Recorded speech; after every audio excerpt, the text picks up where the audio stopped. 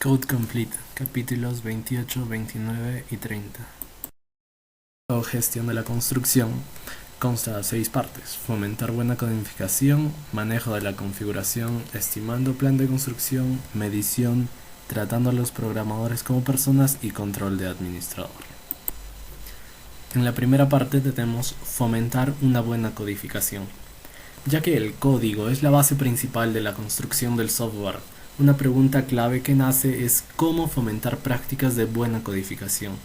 Para esto es bastante útil usar estándares de codificación flexibles, los cuales son un conjunto de ejemplos que representen las mejores formas de escribir código.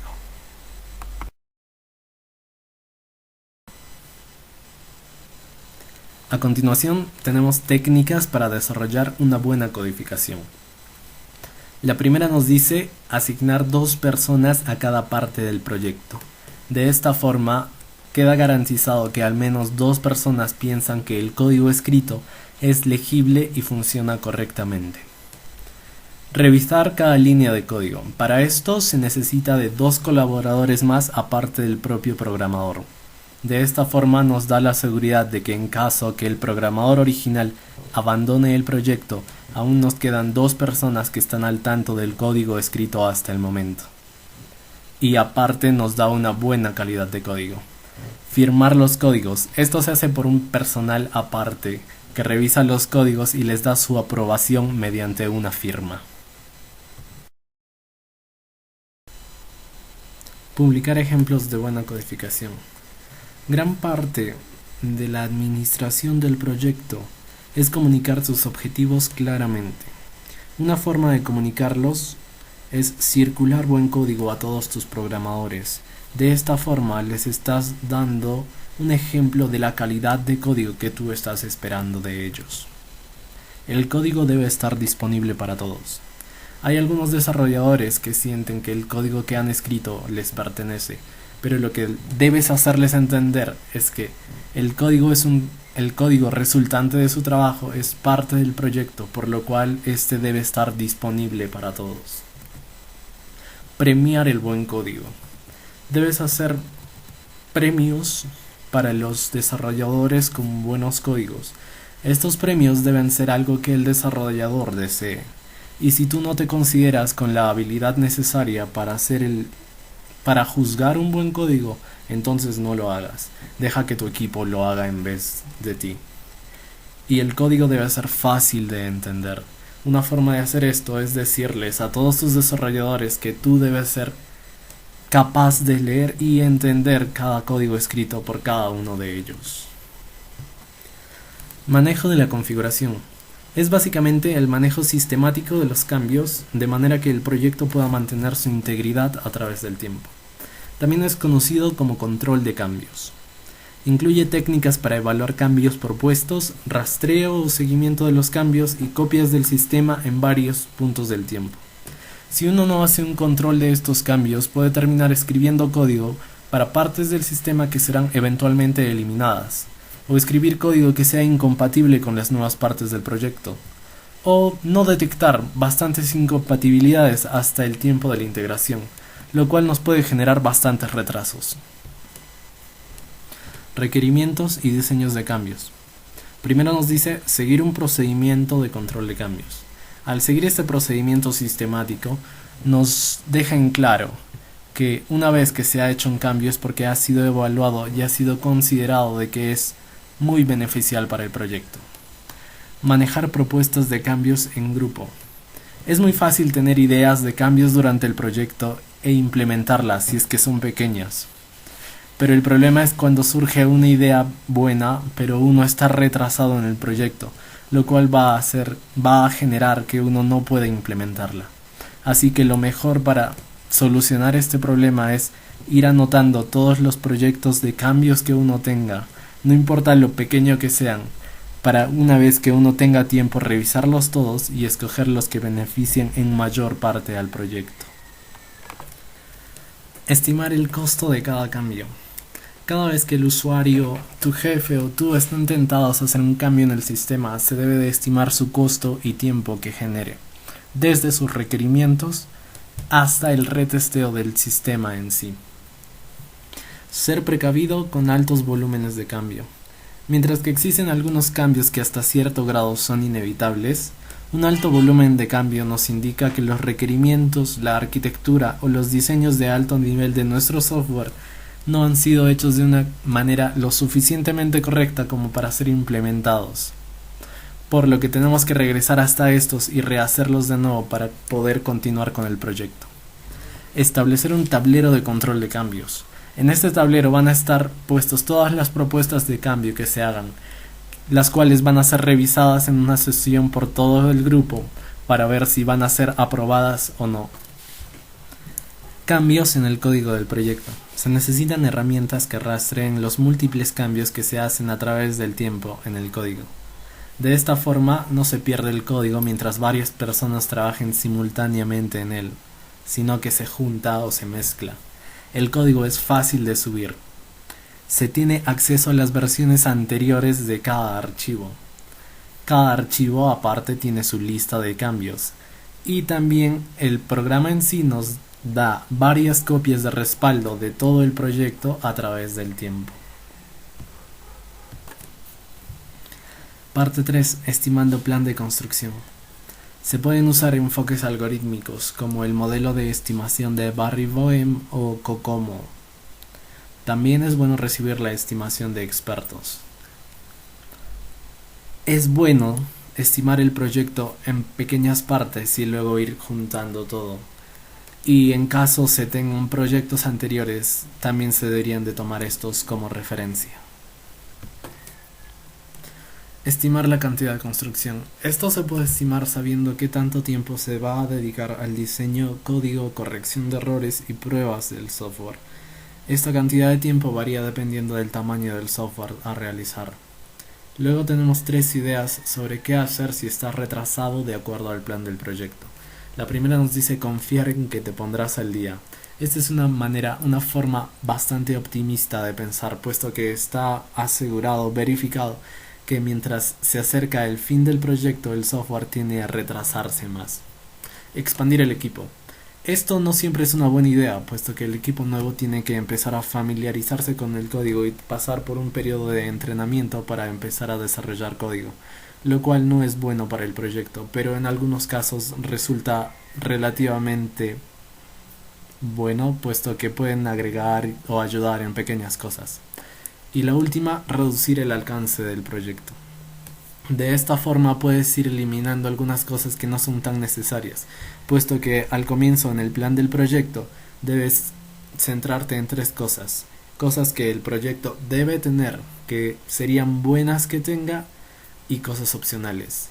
Cosa que si uno se llega a retrasar respecto a su plan de proyecto, debe priorizar las cosas que en sí debe tener el proyecto, dejando atrás las cosas que sería bueno o lindo tener y las cosas opcionales. Enfoque para estimar un proyecto. Primero necesitamos tener claros y establecer nuestros objetivos. Después, permitir tiempo para estimar, porque los estimados apresurados son bastante inexactos, y si uno está estimando un proyecto bastante grande, la estimación tiene que ser tratada como un mini proyecto y tomarse el tiempo suficiente para hacerlo de una manera correcta. Establecer los requerimientos del software. Establecer los detalles a bajo nivel y usar diferentes técnicas de estimación. Parte 4. Medición. A continuación voy a hablar sobre 2 ideas bastante sólidas. La primera nos dice que para cada atributo del proyecto es posible estimarlo, lo cual es mejor a no estimarlo para nada. Tenemos que estimar cada atributo del proyecto, por más pequeño que sea, puesto que esto nos va a dar una estimación aproximada sobre el tiempo que nos va a tomar a realizar el proyecto. Sin embargo, si nos saltamos algunos atributos por ser pequeños o por todo, nuestra estimación va a ser menos precisa. Y la segunda nos dice que discutir contra las medidas es como discutir que es mejor no saber qué pasa en tu proyecto.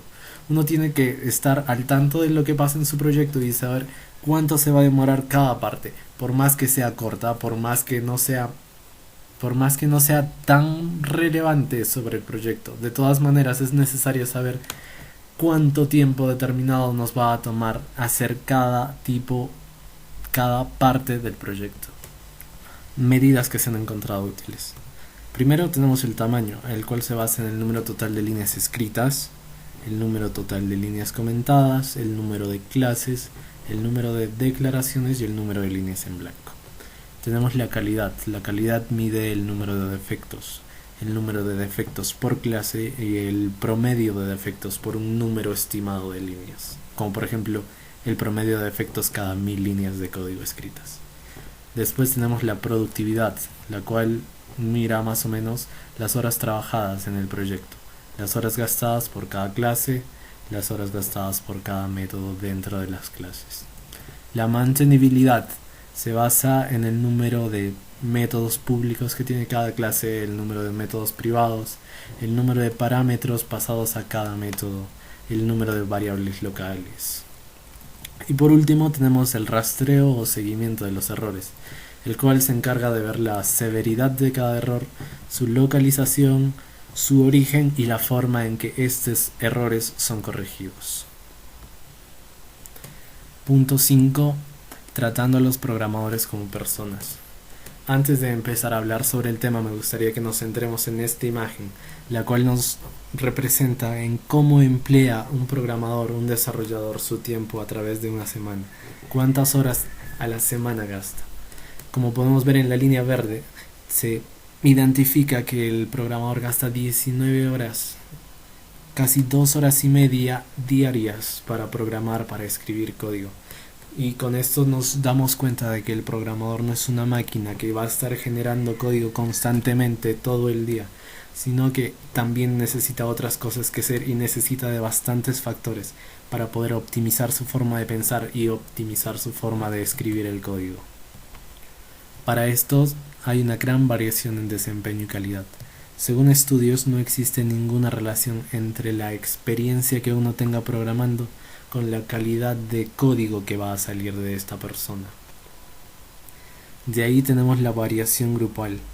Si es que uno tiene que pagar más para conseguir mejores programadores, tienes que darte esa oportunidad, puesto que la calidad del código que vas a recibir va a ser bastante diferente de lo que recibirías de un grupo de programadores no tan buenos. Y luego tenemos unas cuestiones relevantes, que si uno es un administrador de un proyecto, estas siempre deben estar dentro de tu plan, como el lenguaje de programación, el estilo de indentación que va a llevar todo el proyecto, el uso de las llaves, el uso del ID, cómo se escriban los comentarios. El código tiene que ser bastante legible, los nombres que se le pongan a las variables, los nombres de las variables globales, y las medidas, como el tipo de medición de líneas de código que escriba cada programador por día.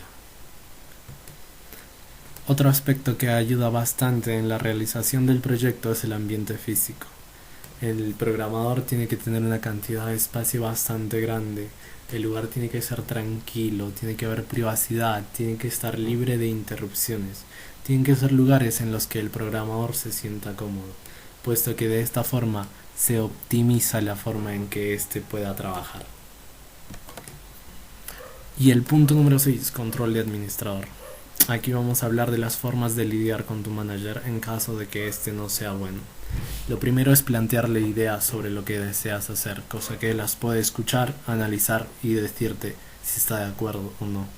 Enseñarle a tu manager la forma correcta de hacer las cosas. Este es un trabajo continuo, puesto que los managers o administradores usualmente son promovidos, transferidos o incluso despedidos. Debes concentrarte en los intereses de tu manager, hacer lo que él o ella desee, quiera, y no distraerlo con cosas innecesarias como los detalles de tu implementación. Debes de insistir en realizar las cosas del modo correcto, puesto que si no las haces te van a generar problemas a ti en el futuro.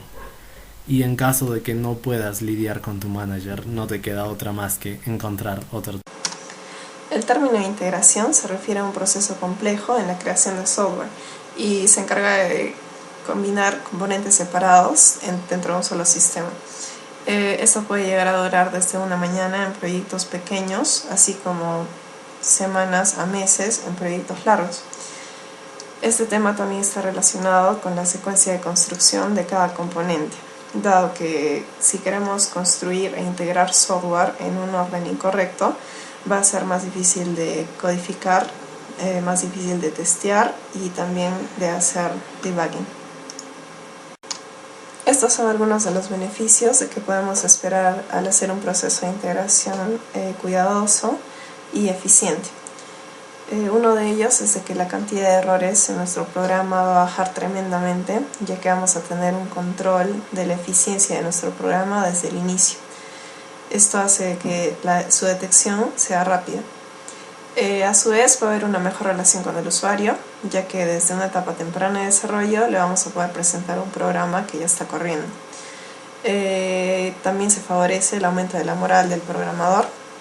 Hay mayores posibilidades de concretar el proyecto y obviamente la calidad de software va a ser mejor porque se va a estar haciendo testing en cada parte del proceso de desarrollo de software para garantizar de que estamos desarrollando una buena calidad del mismo y menor documentación.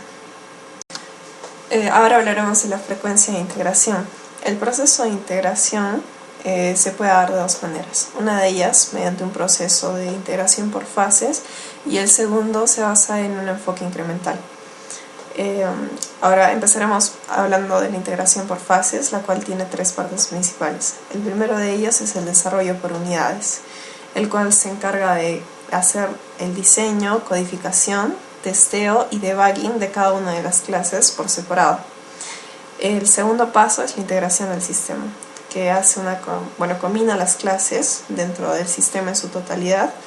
Y finalmente, en el tercer paso, que es la desintegración del sistema, se hace el testeo y debugging del sistema en su totalidad, ya con las clases en sí. Uno de los problemas de la integración por fases es de que cuando las clases en un sistema son juntadas por primera vez, inevitablemente van a haber muchos errores y las causas de estos errores pueden estar en cualquier sitio. Debido a que tenemos una gran cantidad de clases de que nunca han trabajado juntas antes y la culpa puede ser de una clase mal testeada o un error en la interacción entre dos clases. Es por esto de que también se le llama la integración de Big Bang, ya que los errores se presentan todos de una sola vez. Finalmente, la integración por fases se presenta como una buena alternativa siempre y cuando trabajemos con programas pequeños, ya que la detección de errores en estos no va a presentar un gran problema y tampoco una gran pérdida de tiempo, a su vez como la incertidumbre de la localización de los errores en el programa. El segundo tipo de integración sigue un enfoque incremental, en el cual se escribe y se hace testeo de un programa en partes pequeñas y luego se combinan todas estas piezas en una sola. Ese tipo de integración sigue tres pasos. El primero se hace el desarrollo de una parte funcional del sistema, que puede ser la parte más pequeña, la parte más difícil o una parte clave o alguna combinación de ellas. La segunda se hace el diseño, codificación, testeo y debugging de una clase específica. Y la tercera parte hace la integración de esta clase nueva en el resto del sistema. Una de las ventajas que nos da la integración incremental es de que nos aseguramos de que la combinación entre la clase nueva y nuestro sistema anterior funcione. Y si no, entonces se vuelve a revisar solamente la clase que se ha adherido al final y no se tiene que hacer una revisión completa del sistema desde el inicio. Ahora hablaremos de los beneficios de la integración incremental. El primero de ellos es que hay una fácil detección de errores, ya que en la integración por fases se integran muchos componentes en una sola vez y es difícil saber dónde se encuentra el error. Puede estar en cualquiera de los componentes o en cualquiera de las conexiones. En cambio, en una integración incremental, el error está usualmente en el nuevo componente o en la conexión que hay en el nuevo componente con el sistema. Lo segundo es que el sistema tiene éxito desde el inicio porque los programadores ven resultados tempranos del trabajo. Se mejora el monitoreo del progreso del programa siempre y cuando la integración sea frecuente. Además, se mejoran las relaciones con el cliente, ya que a los clientes les gusta ver señales de progreso en el proyecto. Todas las unidades del sistema son testeadas de manera completa, ya que cada vez que una clase es desarrollada Entonces se integra la clase y ya que se ha hecho debugging anteriormente, podemos asegurar de que va a tener una buena integración. Hay varias estrategias de la integración incremental. Una de ellas es la integración top-down, la cual se encarga de que la clase que está en la cabeza de la jerarquía sea escrita e integrada primero. Esto nos permite tener un control lógico del sistema desde una etapa temprana, ya que hacemos un testeo de esta clase, y también nos permite codificar antes de completar los diseños de bajo nivel de nuestro programa. Hacer una integración de tipo top-down en un sistema de manera completa es prácticamente imposible, ya que en una integración top-down seguimos el siguiente procedimiento. Empezamos a hacer la integración de la clase que se encuentra en la cabeza de la jerarquía y después se integran todas las clases que están en los siguientes niveles. Esto lo hace un proceso muy rígido y por eso es de que mucha gente usa un enfoque híbrido, de que hace una integración top-down pero en secciones. Este enfoque es el que se usa en el Vertical Slice Approach, que es el que mostramos en esta diapositiva. Al usar un enfoque de integración en bottom-up, escribimos e integramos primero las clases que se encuentran al final de la jerarquía. Esto hace que se restrinja la posibilidad de localización de errores a la clase que estamos integrando en este momento. Por eso los errores son fáciles de localizar. A su vez, la integración tiene que empezar en una etapa temprana del proyecto y el principal problema que tiene la integración en bottom-up es de que se deja las interfaces de alto nivel del sistema casi al final del proyecto. Así como lo dijimos en integración top-down, una integración en bottom-up es completamente en un sistema es muy rara.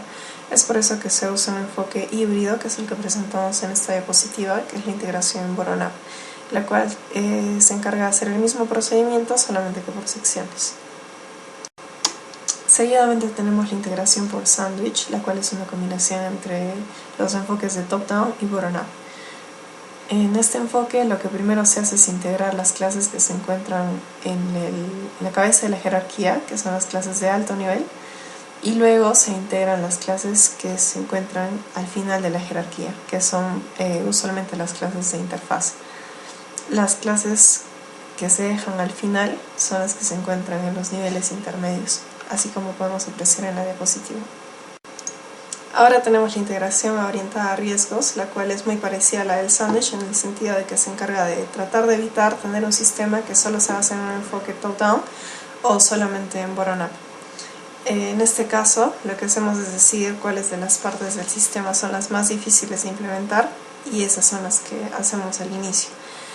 Lo que tiene similar también con el enfoque de sándwich es de que trata de integrar las clases que están al inicio, al comienzo o también las que están al final de la jerarquía. Otro tipo de integración es la integración orientada a características. Este se encarga de identificar una función del sistema específica que vamos a integrar. Por ejemplo, si tenemos un procesador de palabras, una de las funciones que podríamos elegir para trabajar aparte es la de hacer un reformateo automático del documento, por ejemplo. Es por esto de que para utilizar este tipo de integración debemos elegir funciones de que sean independientes del sistema para poder trabajarlas aparte. El tipo final de integración es el de forma de T. En este enfoque lo que hacemos es seleccionar de manera vertical un conjunto de clases para su desarrollo e integración de manera temprana. Una vez de que estas clases han sido implementadas y que todos los problemas asociados en ellas han sido corregidos, podemos empezar a desarrollar en amplitud todas las clases restantes que componen el sistema. Finalmente hablaremos del Daily Build y del Smoke Test, que son una serie de técnicas para mejorar el desarrollo de nuestro software.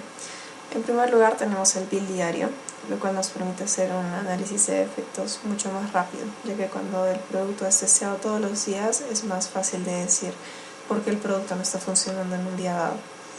Además también se debe establecer un build grupal, ya que esta es una tarea complicada, no debe ser solamente reasignada a uno de los miembros del equipo, sino que tiene que darse de manera conjunta por parte de todos. Lo siguiente es hacer revisiones al programa siempre que valga la pena hacerlo.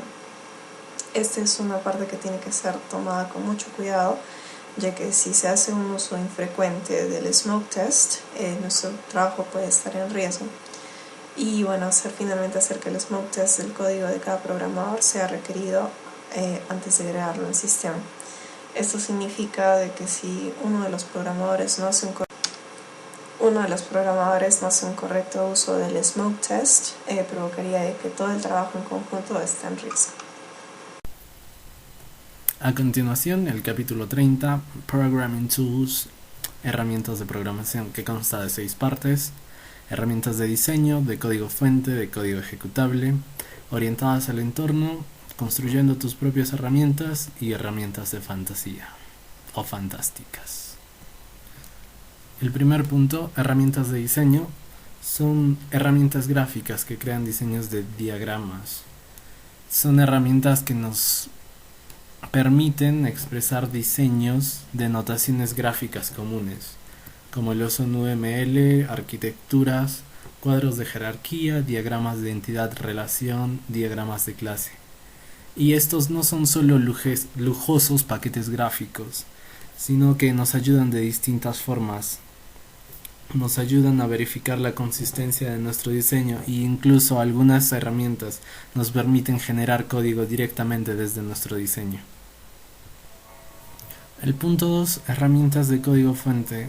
La primera parte va a estar relacionada a editing. Primero tenemos los IDEs o Integrated Development Environments, los cuales nos ayudan bastante, como lo son en la compilación y la detección de errores, la vista comprimida de las clases o métodos grandes que tengamos, saltos a las definiciones, la búsqueda de cadenas, búsqueda de palabras, búsqueda de funciones o métodos. También tenemos la opción para buscar y reemplazar palabras.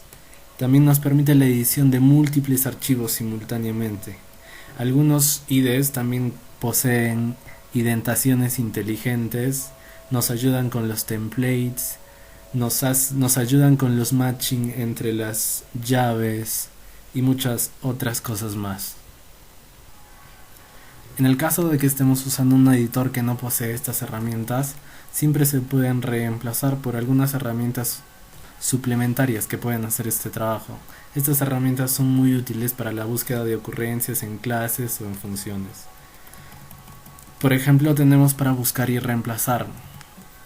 Son bastante útiles, ya que puedes buscar por cadenas de caracteres exactas, similares o expresiones regulares, lo cual te ayuda mucho en alguna búsqueda de errores, ya que pueden buscar errores parecidos en los demás archivos. También tenemos herramientas que nos ayudan a comparar. Los programadores usualmente necesitan comparar dos archivos. Si haces bastantes intentos de encontrar o arreglar un error, puedes comparar el archivo original con los archivos modificados, con tus últimas modificaciones. De esta forma te puede resaltar las cosas que has ido cambiando a través del tiempo. Incluso si también quieres ver las cosas que han hecho otros programadores en el mismo archivo, puedes ver las versiones anteriores de este archivo y te va a ir resaltando cada cosa diferente que haya hecho otro programador. De esta forma te puedes dar cuenta de las cosas que han cambiado y que tú has cambiado. También está la herramienta para unir, la cual puede asegurar archivos para que solo una persona pueda modificarlos al mismo tiempo. Otro estilo es que permite varias personas trabajar en un mismo archivo, y al unirlo maneja todo lo que es las repeticiones y los cambios nuevos que se han hecho para que no haya conflictos entre ellos. También tenemos las herramientas embellecedoras. Estas herramientas lo que hacen, en lo que se basan es de resaltar los nombres de las clases, los nombres de las rutinas, ponerlos de alguna manera mucho más legible, mejorar, estandarizar la indentación que tiene todo tu código original, lo cual te da una nueva forma de ver tu código, mucho más legible y más entendible. También están las herramientas de documentación. Algunas de estas herramientas extraen ideas detalladas sobre las funciones o clases, las cuales suelen ser puestas por una arroba, seguido por el texto que deseamos que sea extraído de nuestro programa, de nuestro código fuente. lo cual va a ir extrayendo poco a poco todas las líneas escogidas por nosotros y lo presentará en un texto con un buen formato. Y finalmente tenemos los generadores de jerarquía de clases, lo cual a veces puede ser útil para encontrar fallas en el programa, pero es más usado para analizar la estructura de los programas o dividir los programas en pequeños subsistemas. También existen herramientas para analizar la calidad del código, las cuales se encargan de complementar a nuestro compilador analizando el código de una manera más minuciosa. Como por ejemplo, las dos siguientes líneas de código son semánticamente correctas, pero tienen un significado distinto, lo cual nos puede causar problemas cuando uno haya olvidado poner el igual o haya puesto un igual de más.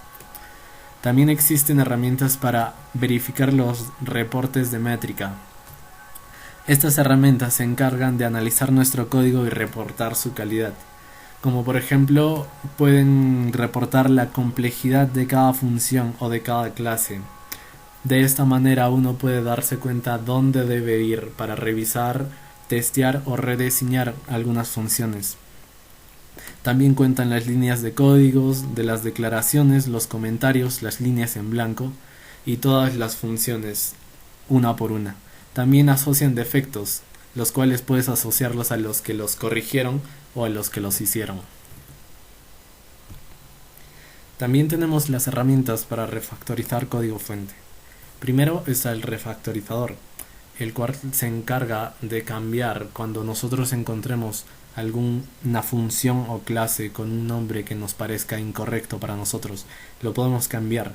Y lo que va a hacer es escoger el nombre antiguo en todo nuestro código, en todos los archivos del proyecto y cambiarlo por el nuevo, lo cual nos va a ahorrar un montón de tiempo y no va a cometer errores puesto que va a cambiar todas las funciones o todos los nombres de las clases que ya hemos seleccionado.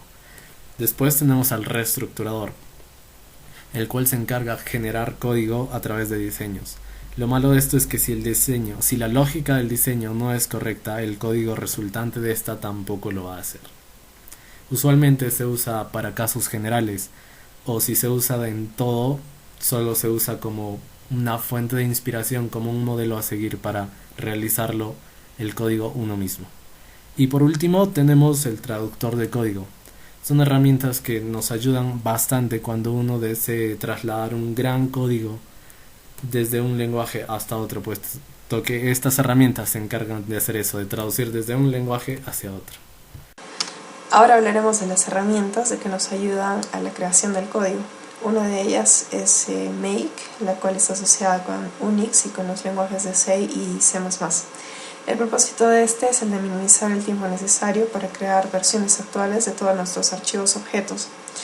Esto quiere decir de que al momento de construir el programa, chequeemos todas las partes de que han sido cambiadas y así determinamos cuáles son aquellas que necesitan ser recompiladas. La herramienta Make nos ayuda en un ejemplo.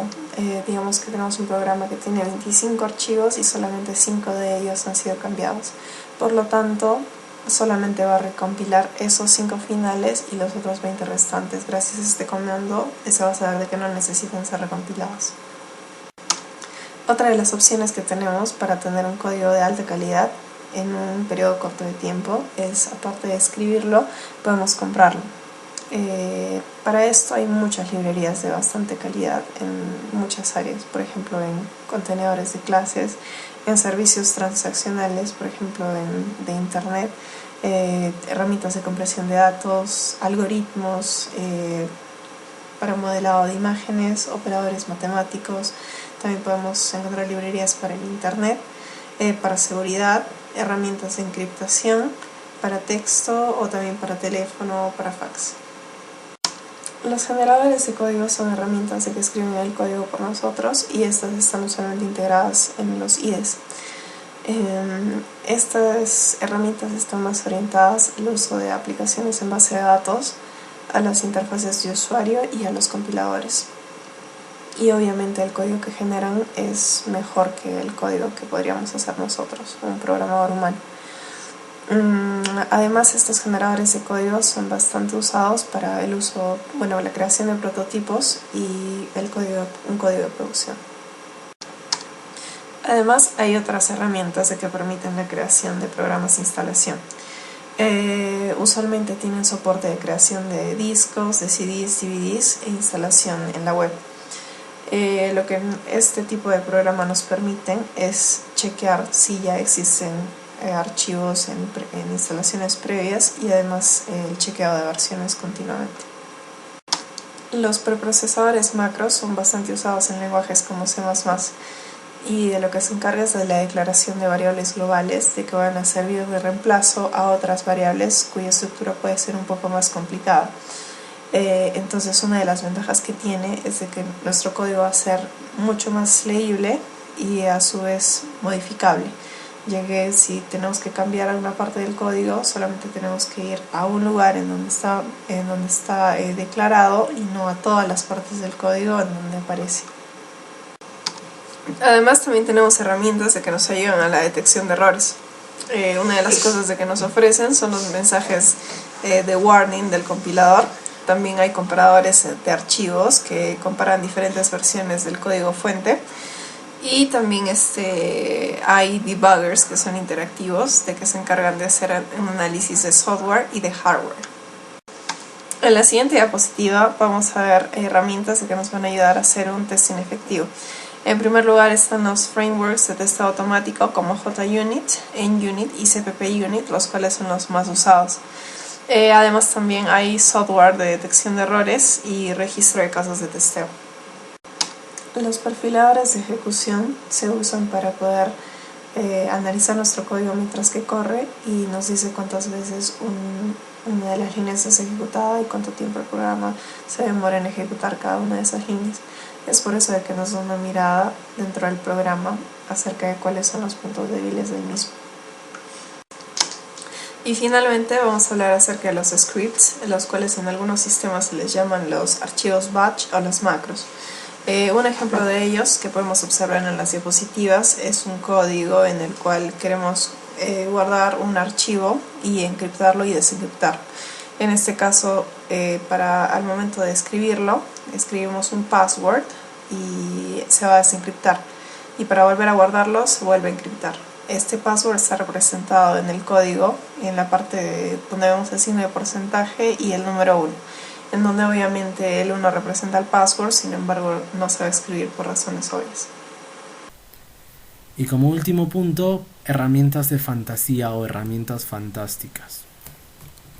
Por décadas los vendedores de software, los vendedores de herramientas en la industria de software han prometido herramientas que irán poco a poco eliminando la programación, eliminando la necesidad de programadores. Pero lo único que hacen estas herramientas conforme van saliendo es reducir el número de pasos para editar, compilar, linkear o correr un programa, reducir el trabajo que se necesita para encontrar llaves abiertas, reducir el número de pasos necesitados para crear, como por ejemplo, cajas de mensajes estándares y cosas por el estilo.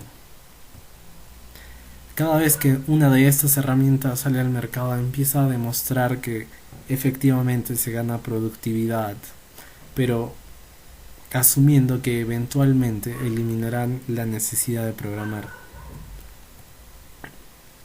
A través del tiempo, primero estuvo la tercera generación de lenguajes, después vino la cuarta generación, la programación automática, las herramientas case, la programación visual. Cada uno de estos avances ha sido valioso y ha incrementado significativamente la forma de programar, la programación. Pero ninguna de estas herramientas ha estado cerca en conseguir eliminar la programación por completo. Y es por esta razón que, en su esencia, programar es fundamentalmente difícil, aunque tengamos muy buenas herramientas de apoyo.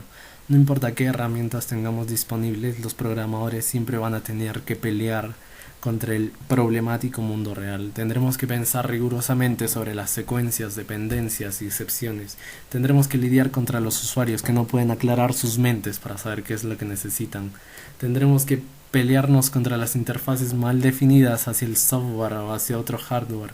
Tendremos que tener en cuenta las regulaciones, las reglas de los negocios y otras fuentes de complejidad que siempre nacen desde el mundo que está fuera de la programación. Por eso es que siempre se va a necesitar gente que pueda crear ese puente entre el problema del mundo real y su solución que va a ser programada. Y mientras tengamos computadoras, siempre vamos a necesitar personas que le digan a la computadora qué hacer. Y esta actividad se va a llamar programación.